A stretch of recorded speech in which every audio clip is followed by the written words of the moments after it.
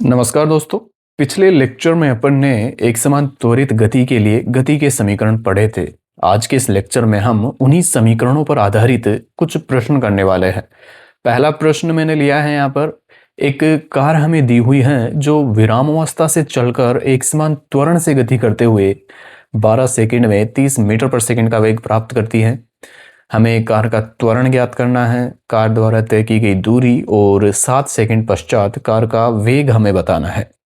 तो कैसे हम इस प्रश्न को हल कर सकते हैं एक समान त्वरित गति के लिए जो गति के समीकरण अपन ने लिखे हैं उनकी मदद से, चलिए देखते हैं।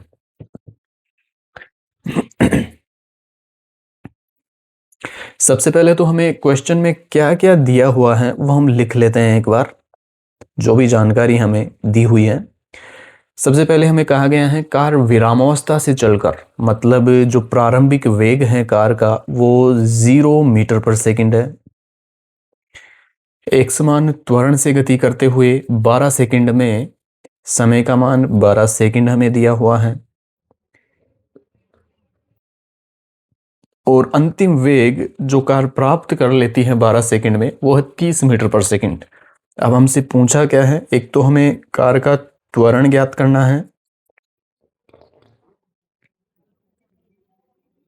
और दूसरा हमें कार द्वारा तय की गई दूरी ज्ञात करनी है और लास्ट में हमसे पूछा है 7 सेकंड पश्चात कार का वेग मतलब v और वो बताना है 7 सेकंड पर।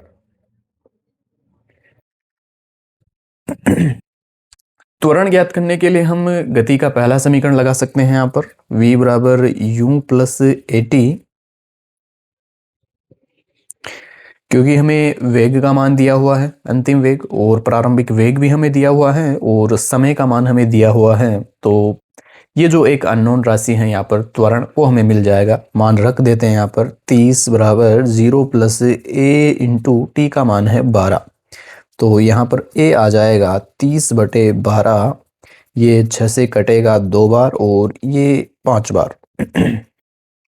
तो ये होगा 5/2 और त्वरण हमारे पास आ जाएगा 2.5 मीटर पर सेकंड स्क्वायर।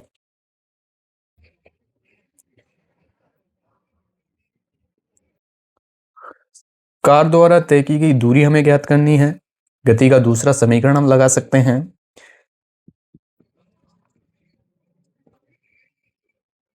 गति के द्वितीय समीकरण से, जो कि हैं s बराबर U T plus 1/2 A T square. यहाँ पर मान रख देते हैं हम, s बराबर u का मान 0 है तो ये पूरी राशि 0 हो जाएगी u टी। ये 1/2 a का मान है 2.5 या फिर 5/2 हम इसे लिख सकते हैं और t का मान है 12 का स्क्वायर, जिसे हम 12 इंटू 12 करके लिखेंगे। तो ये 2 से 12 6 बार कटेगा और ये 2 से 6 3 बार कटेगा। तो यहाँ पर s आ जाएगा 12, 5 इंटू 3 इंटू 12 और ये हो जाएगा 12×5 = 60 इंटू 3 और इसे अगर हम गुणा करते हैं तो 60 इंटू 3 180 मीटर। और तीसरा हमसे पूछा है 7 सेकंड पश्चात कार का वेग हमें बताना है। फिर से वहीं गति के पहले समीकरण से v बराबर u प्लस ए टी। इस बार हम समय का मान 7 सेकंड रखेंगे क्योंकि 7 सेकंड पश्चात हमें पूछा है कार का वेग। तो v बराबर u का मान तो अब भी 0 ही है, उसी प्रारंभिक वेग से कण या फिर जो कार हमें दी हुई है वो गति प्रारंभ करती है। त्वरण का मान नियत है जो कि है 5/2 और समय 7 सेकंड।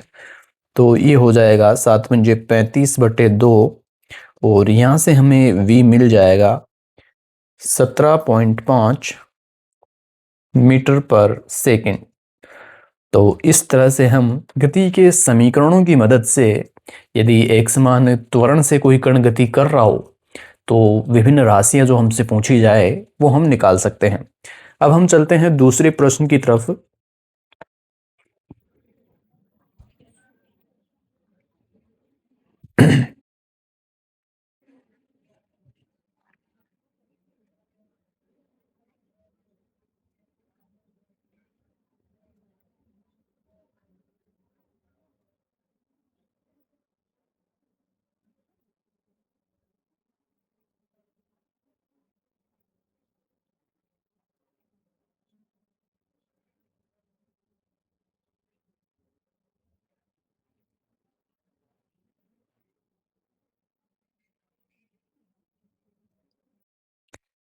90 किलोमीटर पर हावर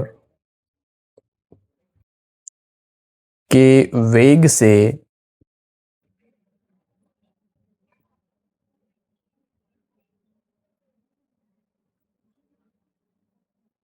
चलती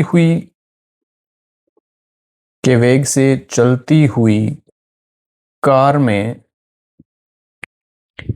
ब्रेक लगाने पर 10 सेकंड बाद कार रुक जाती है।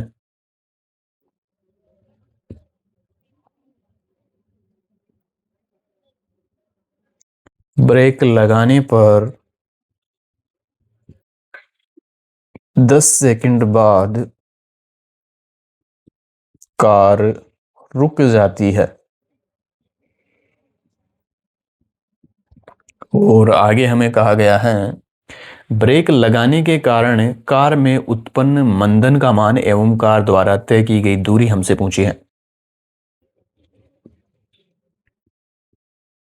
ब्रेक लगाने के कारण कार में उत्पन्न मंदन और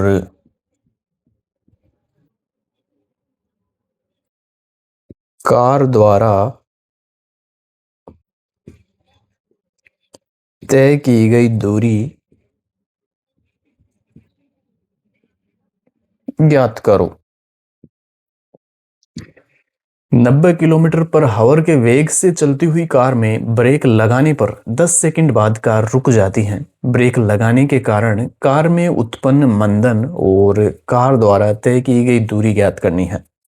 तो सबसे पहले तो हम जो हमें क्वेश्चन में दिया हुआ है वो हम लिख लेते हैं एक बार।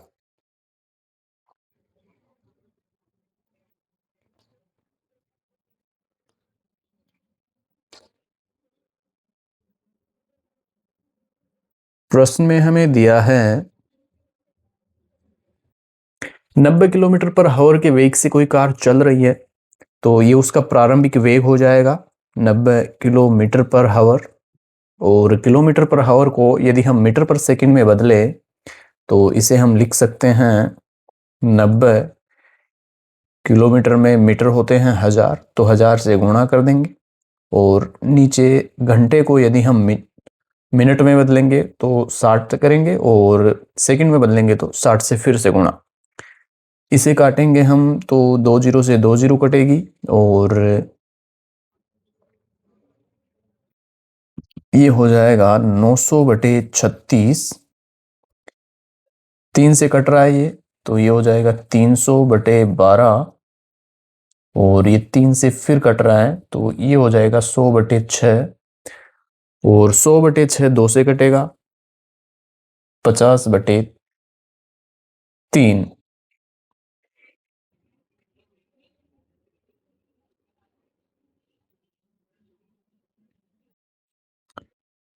यहां अपन ने इसे 3 से काटा तो ये 12, इसे 3 से काटा तो ये 300, फिर 3 से काटा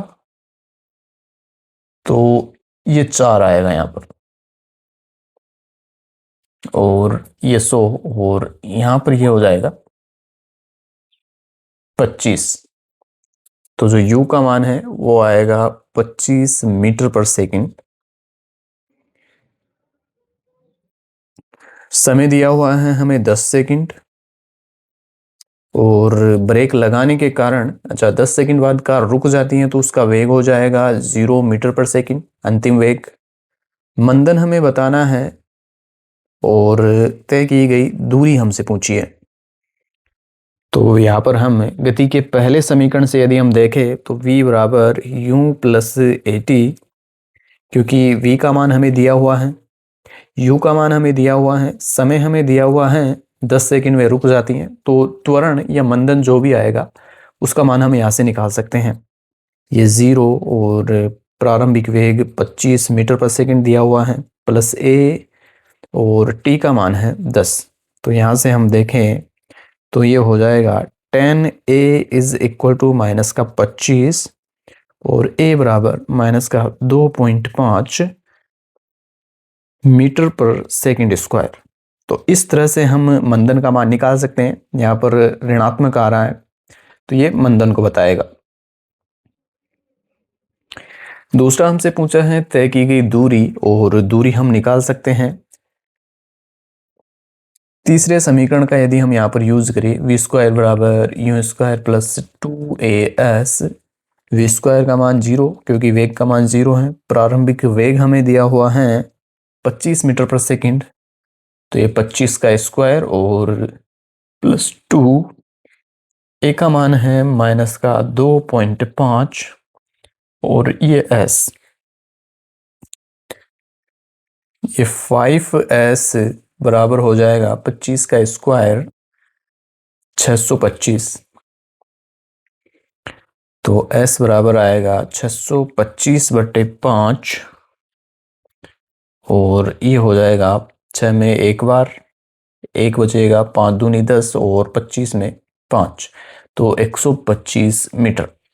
तो दूरी हो जाएगी कार द्वारा तय की गई 125 मीटर। तो इस तरह से कार का मंदन होगा माइनस का 2.5 मीटर पर सेकंड स्क्वायर और दूरी हो जाएगी 125 मीटर। अब हम चलते हैं अगले प्रश्न की तरफ, और ये वाला प्रश्न काफी इंपॉर्टेंट है।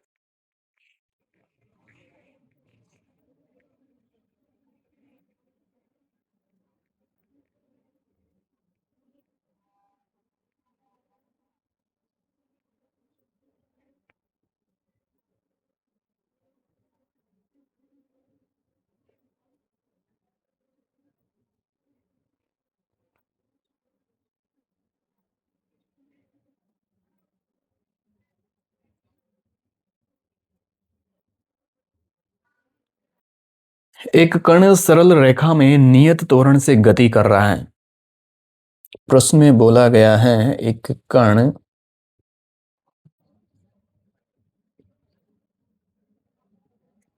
सरल रेखा में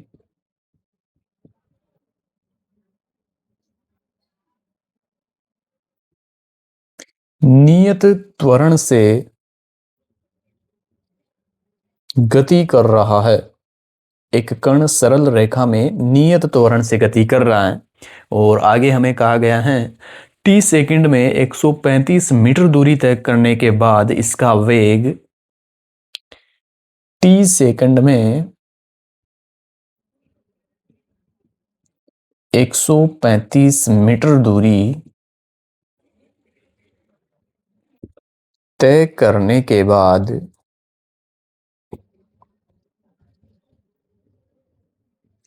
इसका वेग 10 मीटर पर सेकंड से 20 मीटर पर सेकंड हो जाता है, तब t का मान क्या होगा? 10 मीटर पर सेकंड से 20 मीटर पर सेकंड हो जाता है, तो t का मान ज्ञात करो, या t का मान क्या होगा? एक कण हमें दिया हुआ है जो सरल रेखा में नियत त्वरण से गति कर रहा है। t सेकंड में 135 मीटर दूरी तय करने के बाद इसका वेग 10 मीटर पर सेकंड से 20 मीटर पर सेकंड हो जाता है, तो t का मान हमें ज्ञात करना है। हमें कहा क्या गया है प्रश्न में, एक कण है, मान लेते हैं कोई कार है जो चल रही है। पहले उसका वेग 10 मीटर पर सेकंड है। टी समय तक वो कार चलती है और उसके बाद उसका वेग हो जाता है टी समय बाद 20 मीटर पर सेकंड। तो हमें पूछा है कि ये समय का मान क्या होगा। ये जो समय लगा है कार के वेग को 10 मीटर पर सेकंड से 20 मीटर पर सेकंड होने में, वो समय कितना है, जबकि हमें दूरी दे दी गई है कि इस दौरान कण ने कितनी दूरी तय कर ली है, 135 मीटर दूरी तय कर ली है। तो सिचुएशन ये है हमारे पास, देखते हैं हम इसको कैसे हल कर सकते हैं।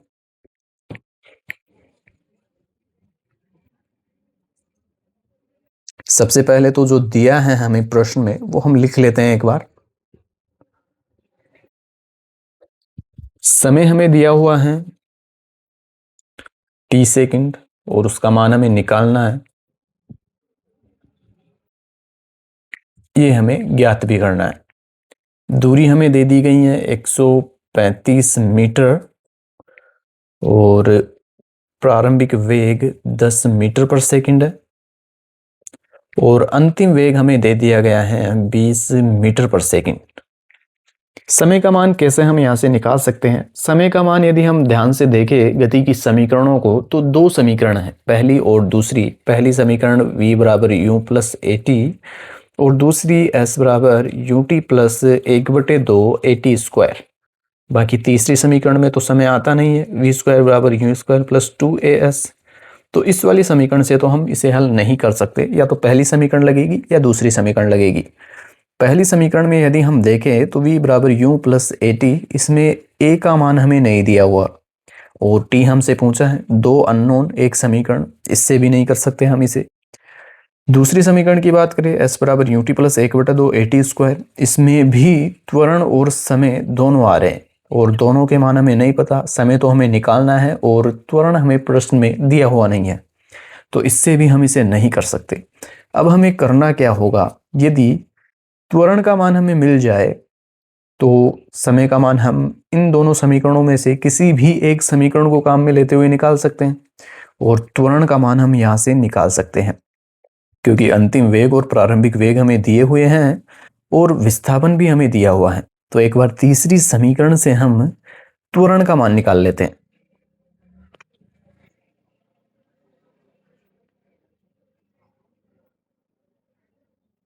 गति के तृतीय समीकरण से, जो कि है v स्क्वायर बराबर यू स्क्वायर प्लस 2as। यहाँ से यदि हम a का मान निकालें तो वो होगा v square minus you square बटे 2s। यू को इधर भेजा और 2s को भाग में, तो a हमें यहाँ से मिल जाएगा v स्क्वायर 20 का स्क्वायर 400 माइनस यू स्क्वायर 10 का स्क्वायर 100, 2 इंटू 135। तो ये हो जाएगा 300 बटे 2 इंटू 135। ठीक है, ए का मान हमारे पास आ चुका है। अब हम ए का मान यहाँ पर रख देंगे, पहली समीकरण या दूसरी समीकरण में। पहली समीकरण से यदि हम देखें तो v बराबर u प्लस ए टी होती है। यहाँ से समय का मान हम निकाल सकते हैं v माइनस यू बटे ए। तो समय हमारे पास आ जाएगा, v का मान है 20, u का मान है 10 बटे ए का मान यहाँ पर रखेंगे तो 300 बटे 2 इंटू 135। ये ऊपर चला जाएगा 2 इंटू 135। तो यहां से समय का मान आ जाएगा 10 बटे 300 इंटू 2 इंटू 135। एक जीरो से एक जीरो कैंसिल होगा, ये 2 से 30 15 बार कटेगा और 15 से 135 9 बार, क्योंकि 15 9 में 135 होता है। यहाँ पर तो टी का मान आ जाएगा 9 सेकंड। तो कर्ण को जो समय लगेगा या फिर टी का जो मान होगा वो 9 सेकंड होगा। अब इस वाले प्रश्न को एक और तरीके से हम कर सकते हैं। यदि आपको याद हो तो गति की समीकरण जब अपन ने पढ़ी थी तो फर्स्ट ए समीकरण मैंने आपको लिखवाई थी और वो समीकरण क्या थी?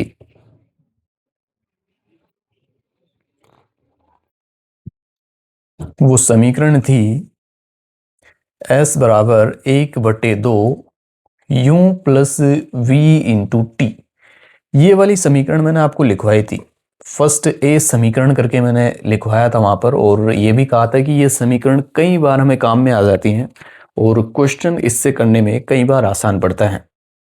तो यहाँ पर हमें क्या क्या दिया हुआ है? विस्थापन हमें दिया हुआ है 135 मीटर, प्रारंभिक वेग u हमें दिया हुआ है 10 मीटर और v हमें दिया हुआ है 20 मीटर और समय हमसे पूछा है। तो इस वाले समीकरण से ये आसानी से हो जाएगा। एक बार मान रख कर देखते हैं हम। s का मान 135, 1/2, u का मान 10 प्लस v का मान 20 और t का मान हमें निकालना है। तो ये तो 30 हो जाएगा। 30 में 2 का भाग देंगे 15 और 15 का यदि भाग देंगे हम 135 में तो जो समय हमें मिलेगा वो 9 सेकंड होगा। तो इस वाले समीकरण की मदद से हम इस वाले प्रश्न को बहुत आसानी से कर सकते हैं। तो आज के इस लेक्चर में हमने गति की समीकरणों पर आधारित कुछ प्रश्न देखे हैं। अगले लेक्चर में भी हम गति की समीकरणों पर आधारित ही कुछ विशेष तरह के प्रश्न देखेंगे। आज के लिए इतना ही। धन्यवाद।